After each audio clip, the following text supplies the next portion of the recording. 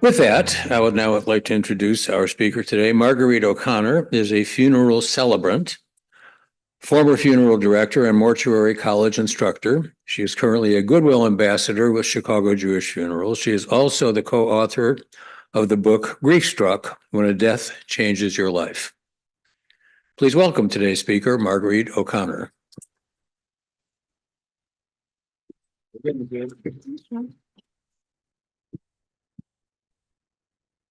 Hi, friends.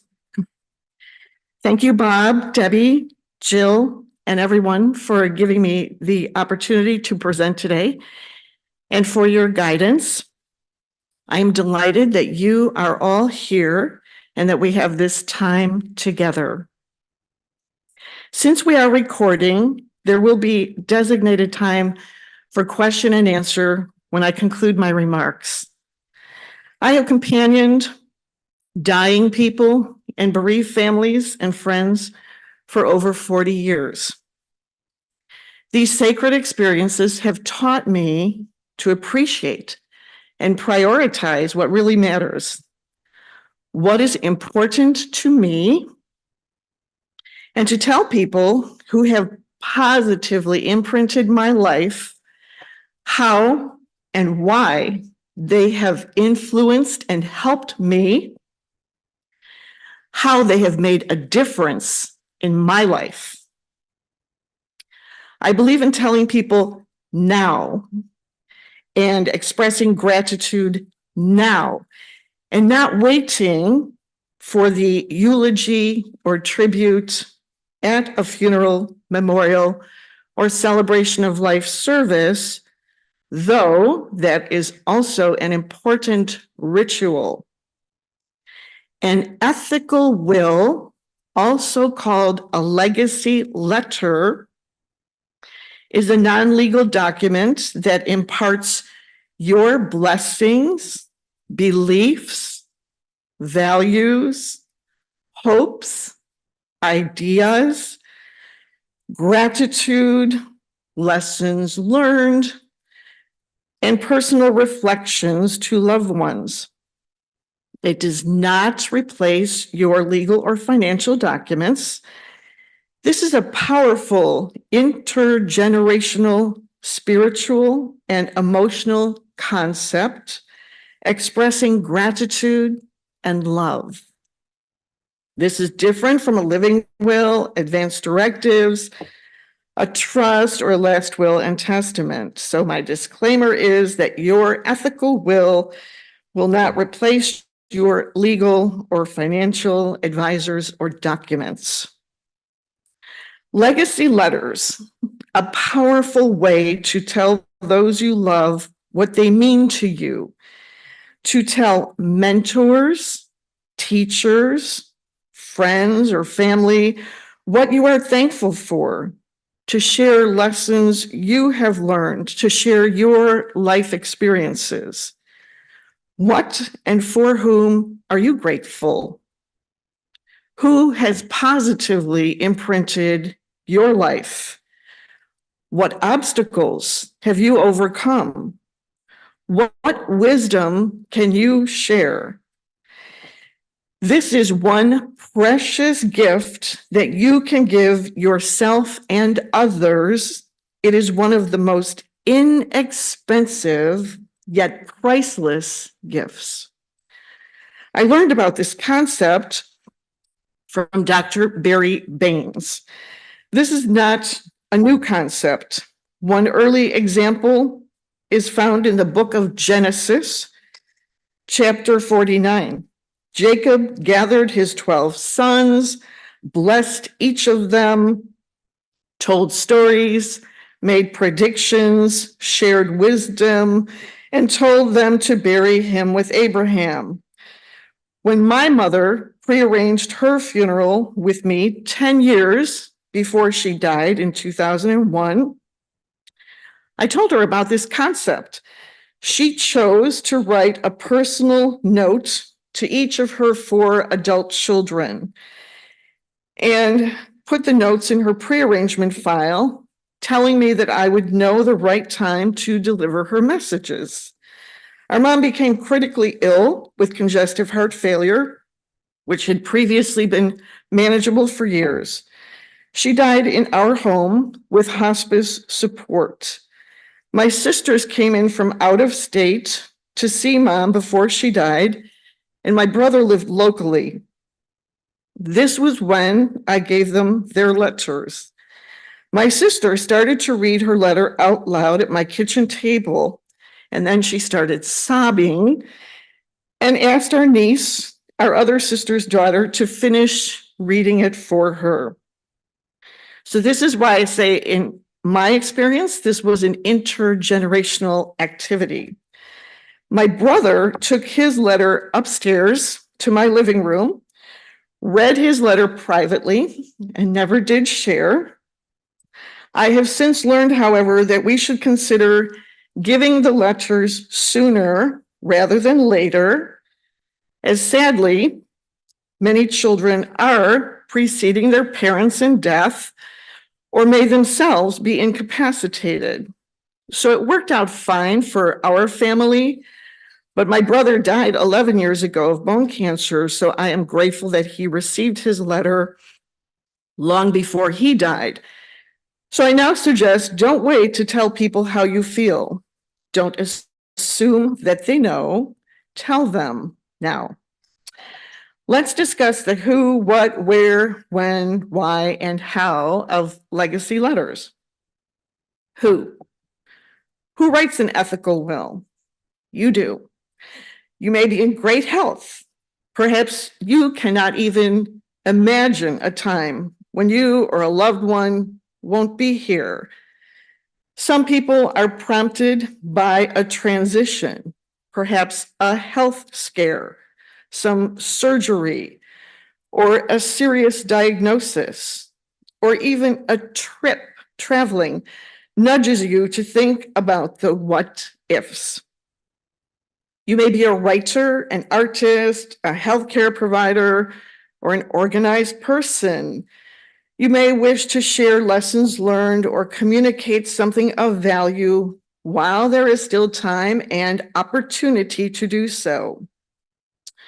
So that was like who writes an ethical will, who receives an ethical will, family, friends, loved one, teachers, mentors, employers, or coworkers. What? I defined what it is, but what do you put in it? What does it look like? And how do you do it? Early versions, as mentioned, were orally communicated, but we now have many communication options today. Written, audio, video, DVD, scrapbooking, music, life maps. You can call, text, email, Facebook, tweet, etc., or send a typed or handwritten note. The important thing is that you do it and that the recipient is able to read your handwriting or has the supporting technology to receive the message. The legacy letter is not a place for hurtful comments or grudges. It is not designed to control people from the grave. Deathbed promises, even if well-intended, can interfere with grief work. What recipients generally like to hear: stories that relate to themselves, relationship values about love, friendship, guidance, validation, encouragement, and forgiveness. It is also best if you do not have an attachment to how it will be received. By that, I mean, put it out there into the universe, but without expecting anything or any particular response in return. Buddha reportedly said, expectation is the death of serenity. Where do you put it? As mentioned, I have learned that it is best to give it to the recipient now. Others have chosen to put it in a pre-arrangement file at the funeral home, in a safe deposit box, with other important papers, with an attorney or a trusted friend. When? When do you write it? During crisis or calm? Today, in the midst of a crisis, people are literally telling folks their passwords or secret codes when they are in the ambulance or at the hospital. Better late than never, but why wait? Some people do want to deliver the legacy letter at a special time, a special occasion, such as a birthday, anniversary, or holiday. But you can also create a special day to give it. The risks of waiting too long to deliver it include either the delivery person or the recipient dies, becomes incapacitated, or runs out of time. Another advantage of delivering it sooner is that there is time to discuss it or address questions should any arise. There are concerns with technology changing so fast that if you record it one way, your version may become dated or obsolete in the future. If handwriting is mentioned, make sure it is legible. It is very frustrating for people to be unable to decipher a message that is deemed very important. These are also used for happy occasions such as marriage, blending families, or at the birth of a child, or any significant milestone, perhaps religious or educational or professional. Or perhaps when someone is in hospice care or going through a challenging time, such as a divorce, move, or job transition. Why? Why is this such a great idea? People want to know that they made a difference. People want to be remembered. People appreciate encouragement. When my Aunt Rita, my mom's only sibling, was transferred to a nursing home years ago, she said, "Don't forget about me." I could never forget about her, but it is normal for people to want to be remembered, to leave a legacy, or to feel that their life mattered.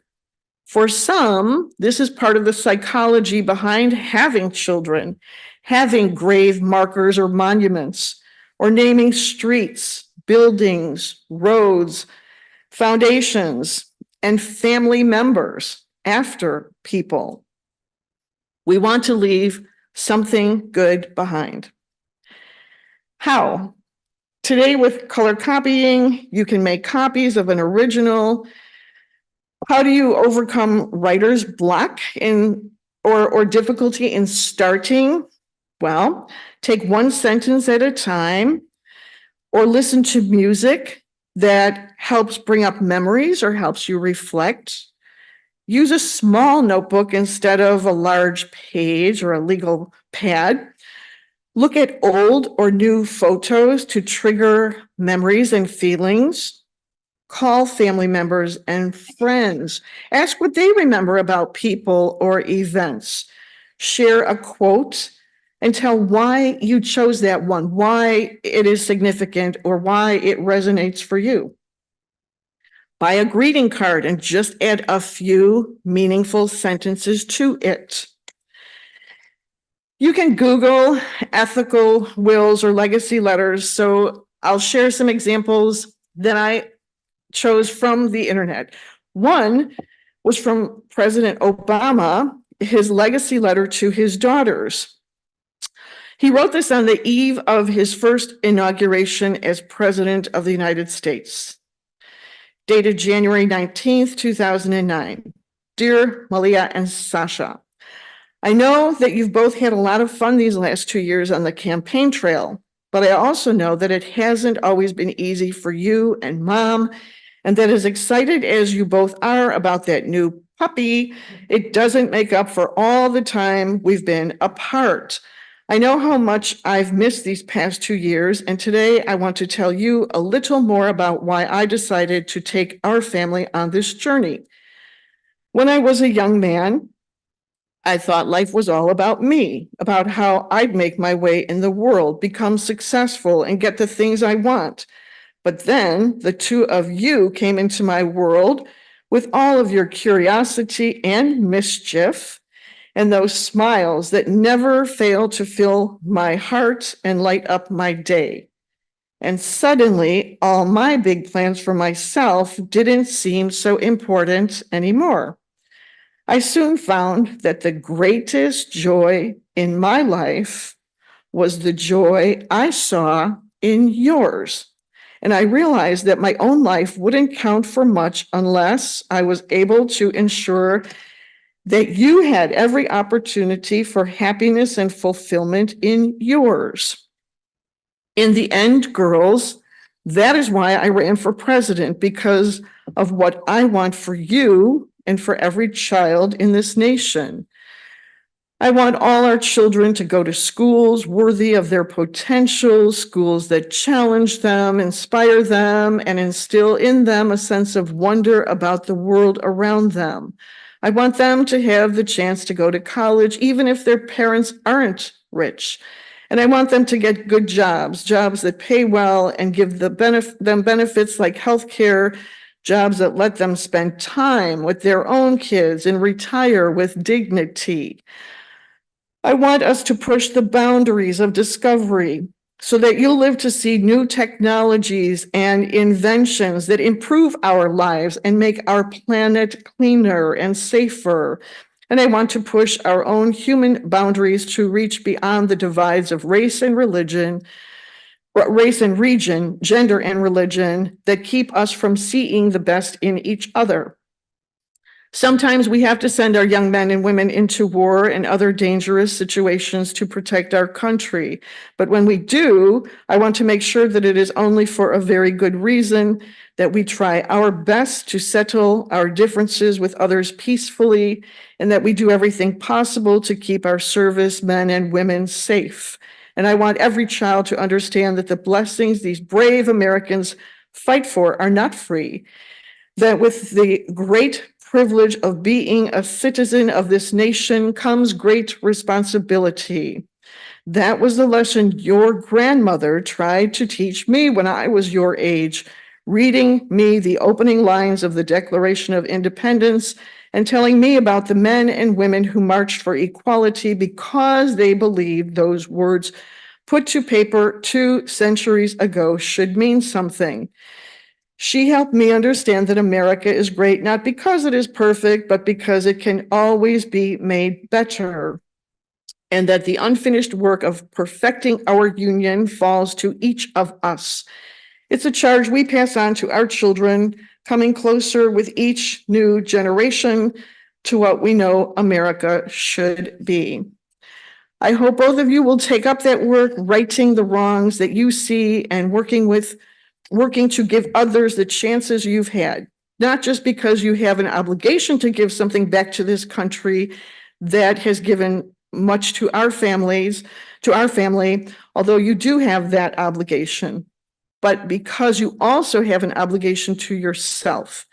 Because it is only when you hitch your wagon to something larger than yourself that you will realize your true potential. These are the things I want for you: to grow up in a world with no limits on your dreams and no achievement beyond your reach, and to grow into compassionate, committed women who will help build that world. He concludes by saying, I am so proud of both of you. I love you more than you can ever know, and I am grateful every day for your patience, poise, grace, and humor as we prepare to start our new life together in the White House. Love, Dad. So this is an example of writing one letter to both daughters. Others write separate letters for each child or recipient. Example number 2 from Barry Baines, who wrote the book that I mentioned. Barry Baines, MD, a hospice and palliative care physician.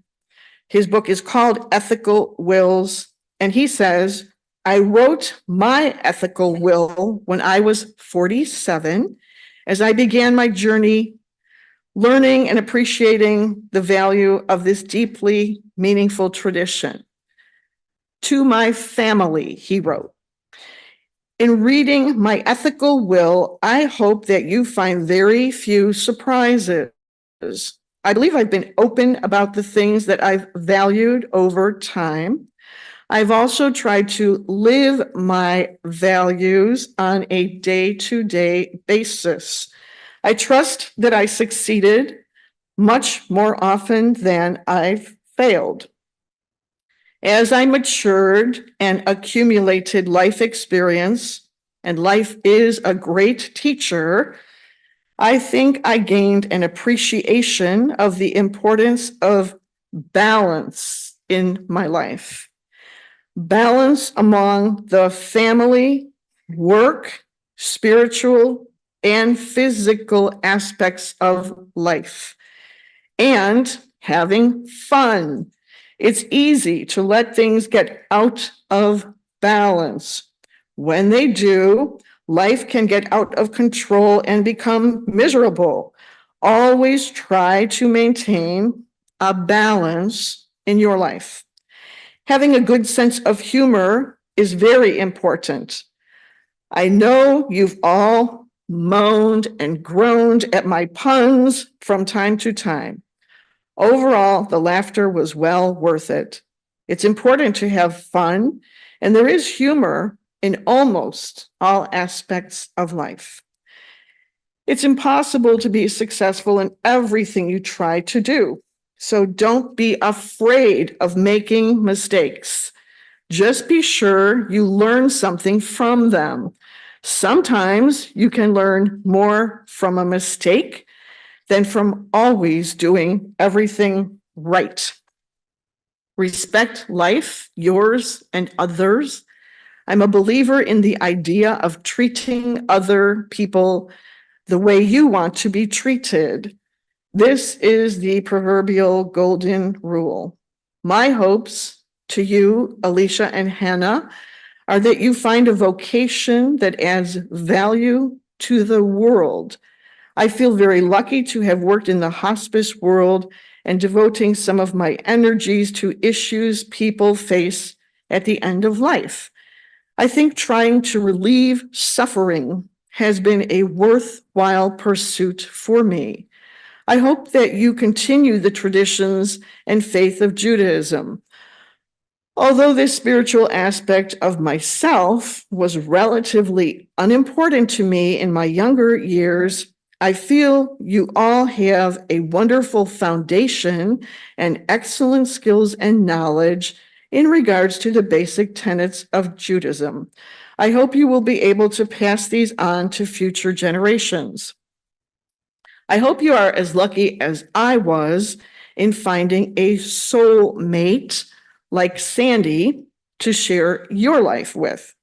Someone with whom to enjoy time together, grow together, solve problems together, face challenges together, support each other, and laugh and love together.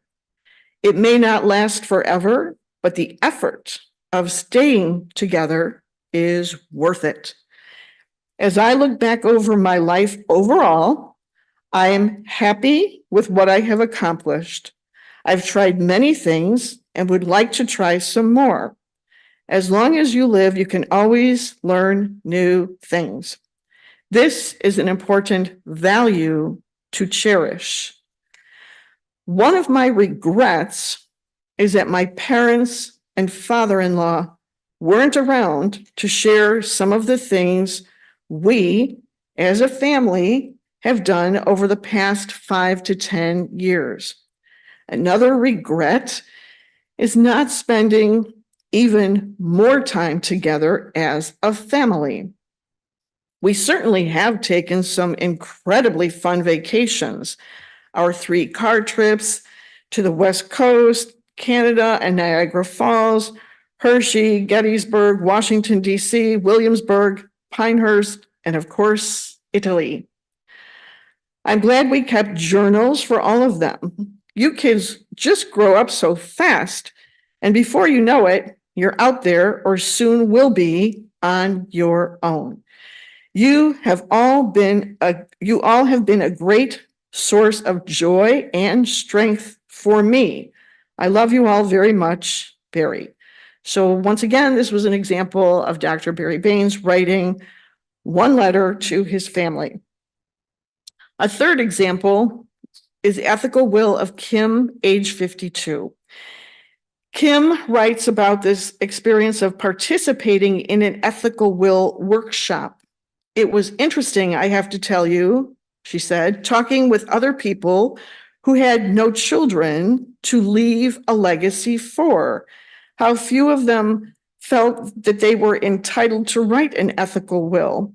In some cases, there was a bit of embarrassment. The old, who would want to read my thoughts? But from a decidedly disenfranchised place of being either single or childless. I felt it a bit, but then charged ahead. I've decided I'm going to mail it out with my holiday letter this year. As much because I'm not sending a lot of presents as because I could be dead next year and I like to see what my loved ones think and how or if they respond. So her letter was addressed to my friends and family. Since I've never married or had children, I don't have a conventional family system, but I have definitely created my family of choice. I feel incredibly lucky to include that in my immediate blood family, but I also add into that number the amazing group of people whom I have been lucky enough to have love me. I often tell people that you are my greatest accomplishment. I have surrounded myself and bonded with the most exceptional people I have ever met. Being part of a clan has always been vitally important to me. I have not always made the wisest choices, but I believe that with your help, I have milked my mistakes for whatever vast or minuscule lesson I could learn, and then took it to heart.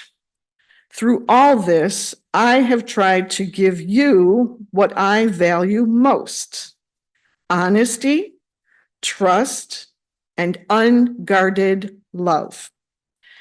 I think the need to learn has always driven me. I have tried to outgrow myself constantly. My spiritual beliefs might be hard for some to understand, but I believe that we are part of something incomprehensibly bigger than ourselves, and that we are responsible to strive to understand it enough that we are able to give something back to this life we were blessed with. I have tried to treat each of you as though you have the potential to outgrow any obstacles or challenges you were given along the way. And I have pushed you a little too hard because of that faith in you. So if I have pushed you too hard, I'm sorry. The older I get, the more precious every moment is to me. And I want everyone I care about to live as large as they can.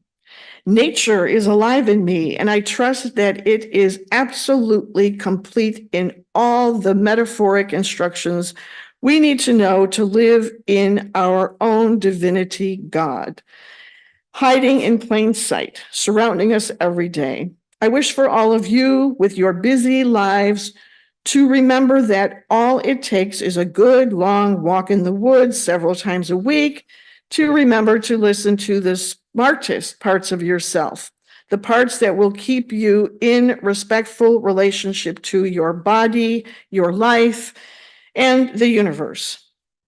Without kids, I've had to be more intentional in where I put my devotion and focus. My work with hospice has been incredibly precious to me, as it has given me access to some of the language and experiences of letting go that we don't get growing up in this culture. I am grateful for what I've learned, and I hope that I have made a difference in the lives of grieving people and coworkers that I've been honored to work with. Having to remember to get myself out of the way constantly to serve others has helped me overcome my natural tendency towards self-absorption. This is partly what I mean by outgrowing myself. I've had the opportunity to be several completely different people in this lifetime as I've shed each set of beliefs and limitations, and I recommend it to everyone. At age 52, I have to say something to anyone who's younger than me. It's amazing to get older. Not necessarily fun, but amazing. Each age has its gifts and limitations, and I hope that every young, middle-aged, or older person in my life gets the right kind of support to go for the gusto in their age-appropriate tasks. For example, I wish I'd finished my education when I was in my 20s and didn't have anything better to do. I did finish college in my late 40s, but it wasn't as easy as it might have been if I'd done it earlier. Your energy changes appropriately in each age. There's a lot more of it when you're younger, but it gets more sophisticated and interesting when you're older if you use it for the right things. I say this because I've had a hard time letting go of the past generally. Today, I would tell anyone, don't miss a minute of your life by trying to hold on to something whose time is over. My greatest life transforming lessons have mostly come from my hardest times, working with a biochemical disorder, dealing with cervical cancer, the breakup of my serious relationships with lovers and friends. I think that's true of everyone, that you dissolve when you are in deep grief and you live in the possibility of deepening your values and focus. For me, as I said above, they were lessons in letting go of the past, who I was, and what I wanted, releasing my frantic need to never let go of anything. This must be one of my greatest lessons to learn in this lifetime, since I seem to be given opportunities to work with it almost daily. Whatever difficulty presents itself to you is a gift, either something begging to be seen and understood, as Rilke said of our dragons, or a chance to let go of your personal agenda and align with more of what is. Same goes for whatever joy presents itself. Try to find your own way to trust God or the universe so you can get a bigger picture than your own small agenda. Once you do, you realize how lonely you were. Take care of your health. You're riding around in this incredible vehicle with operating systems you can't even begin to grasp. And it's not only respectful to take care of it, it's critical if you're going to fully enjoy the ride. No matter what state your health is in, be grateful. There are lessons in illness, and the alternative to any state of health is death. So don't be complaining unless you're ready to get out of the vehicle. I don't believe we were meant to understand ourselves, grow, grieve, change, or fully enjoy life without other sets of eyes that see us through love. If you can't let other people in, really in, to influence you and love you when you're at your worst or save you sometimes, you are going to have a tiny little life and probably be very angry on your deathbed that you missed something and you don't know what it is. I pray for all of you that that never happens. I've tried to be a good friend to all of you. I've tried to bring something into the world that may not have my name on it when I leave, but that brought comfort, encouragement, and spark into people's lives. I meant what I said at the beginning of this letter. You are my greatest accomplishment, and I'm so grateful that you have loved me. Blessings, Kim. My fourth and final example is from a blog by a woman named Carol. Here is the blessing I wrote for my father, who was a clergy person. From your integrity, I learned to trust you and others. Many are reaching their potential because you believe in them, and I am too because you believe in me. Special treatment from others surprises you. You don't take advantage of your success and position. That's why it's so much fun doing things for you.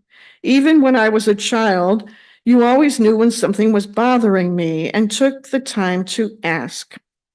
That's how I have learned to be sensitive of others. You have taught me to enjoy life wherever I am. So one quick exercise that you can do is think of even just 6 words that describe someone you love, someone who is either alive or someone who preceded us in death. For example, you might think loving mother, devoted friend, faith-based. Those are 6 words that might encapsulate someone you are thinking of. Or dedicated dad, again, someone who was always there for you. Today, I ask you to focus on your legacy, what you inherited from your ancestors and what lessons you learned that you can share with others. When you reflect on your life, when or where were you happiest? What specific moment or time? What do you want to be remembered for? What makes you unique? Do you have great people or pets in your life? What is your ethnic origin? Are there immigration or war stories? What are some family stories? Names, nicknames, customs? How were names chosen? What are physical traits or personality traits in your family? How did your parents or grandparents meet? What were the rules in your family? For example, we don't talk about that, or we do not leave the dinner table until everyone is done eating, or currently, no cell phones during dinner. What habits did you have? What holy days or holidays did you celebrate? What heirlooms do you value? What is your medical history? What special talents are in your family? What line of work or profession was your focus? What are some family sayings? Who are legends in your family or circle of friends? What is your religion, spirituality, secular focus? Do you have any scripture or Bible, Torah, Quran, Lotus Sutra verses that resonate for you? Any quotes, songs, favorite songs or poems? Do you believe in luck or superstition? Do you have favorite foods or recipes? What was a life-changing event for you? For example, I went to a high school class reunion and found out that one of my classmates almost had to quit college when his father died because he did not have tuition money. Another classmate's father gave him money to continue, and I had not learned that story for decades. What act of kindness have you experienced, perhaps given or received from family, friends, or an anonymous person? Years ago, I was approached by the Lions Club and asked to play Secret Santa to give 4 $250 gift certificates to 4 needy families. Where have you lived? What favorite vacations? What fond memories does that bring up? What schools did you attend? Organizations did you join? Who is in your circle of influence? What are your favorite colors, movies, television programs, plays, actors, actresses, friendships, restaurants, places, memories. What lessons have you learned? What health tips can you share? What sacrifices have you made? Who do you need to forgive, self or others? Who do you want to compliment or thank? So again, these are some of the question prompters to ponder. You can start by making a list of people who are very important in your life or looking through your cell phone. What important lessons that you have learned would you like to share? For example, some people say, live a life, don't just make a living, or love and family are what matter most, or take care of your health. What details do you recall about a significant event? Cultural universals, birth, rites of passage, marriage, death. Again, think about favorite food, music, restaurants, all of those kinds of things. Favorite charity to support. Years ago, I sent a holiday card to a former employer of mine, so I'm practicing what I preach here. I wrote about 5 sentences on a greeting card telling him how he impressed me and detailing things I remembered decades later. He called to thank me. I saw that he was calling, answered the phone. He said, honey, I just got your card. And he stated that he was very moved by my card. Please keep in mind that it took me just a few minutes just to write a few sentences to personalize the card, but everything I wrote was very sincere. I am also reminded of another employer that I had who gave us a holiday cash bonus, which was always nice, but he also took the time to comment via a personalized note on the unique gifts that each person on our team brought to his office or business. So when you think of gratitude, who or what comes to mind? Who has been a mentor, teacher, or hero for you? Why? What role does faith or spirituality play in your life? What achievements or accomplishments are you proud of? What did you learn from your parents, your children, your siblings? Ethnic, cultural rituals, character traits, education, work ethic, teamwork, self-care, nutrition, faith, and family values. Thank you all for being here today. And at this point, I would welcome any of your questions, comments, or contributions. Thank you, Marguerite. Arnie will walk around now with the microphone to see if there are questions from the audience, then we'll take them from Zoom. Yes, I'd like to know, did you write one and where do you put it? Your own. Yes, thank you. As I mentioned, I have distributed them, like contacting former employers and friends. So yes, and for me, it's not even just a one-time thing. It's an ongoing process. I mentioned in the presentation, like one person includes them in a holiday newsletter that she sends out. So many ways to do it. And yes, I find it very gratifying to do it. It helps me. And again, I don't get attached to their response, but I've had positive response. Thank you. I really enjoyed your presentation and reading those letters. It's an inspiration. There is something that the Senior Center does that isn't as comprehensive as the letter, but it's very good. We have a program here where you can record with the help of a volunteer who spends part of a day with you, and you talk about your life. And then you get this little record back. And I think that's really, that could be supplemental to the letter. And you can go to the Lifelong Learning Department and sign up for this program. I mean, how many of you here have done that already? Okay. I recommend it, and it's a great thing to do. Thank you for your kind words and for that. Absolutely. It's a great thing that you offer here.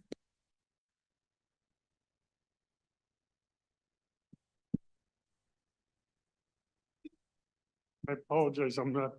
We understand that's not done through lifelong learning, Don. It's a volunteer activity through Judy Drost.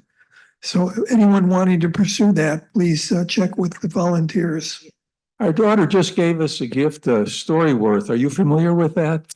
Yes. Yeah, every week we get a question, or they're grouped by categories: education,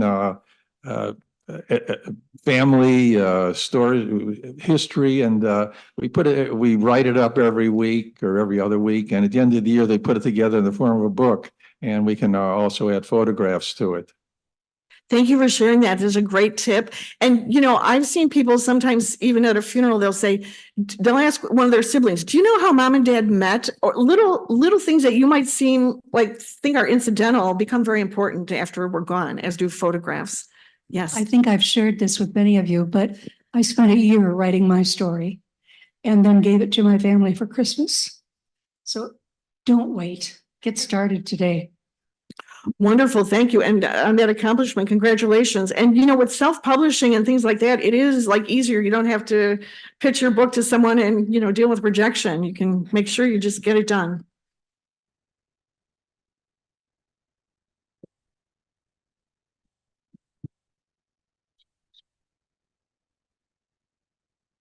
Marguerite, is anybody organizing like a retreat so that you could have a couple of days quiet time to sort of organize, even if you don't do all the writing, but think about who you want to write to? And for me, it would be, it would be great to have that kind of time set aside to do that.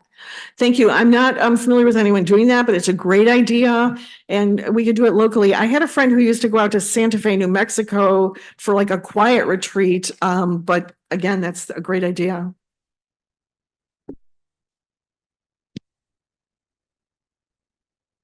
Thanks, Ernie. Gail wrote the storybook version.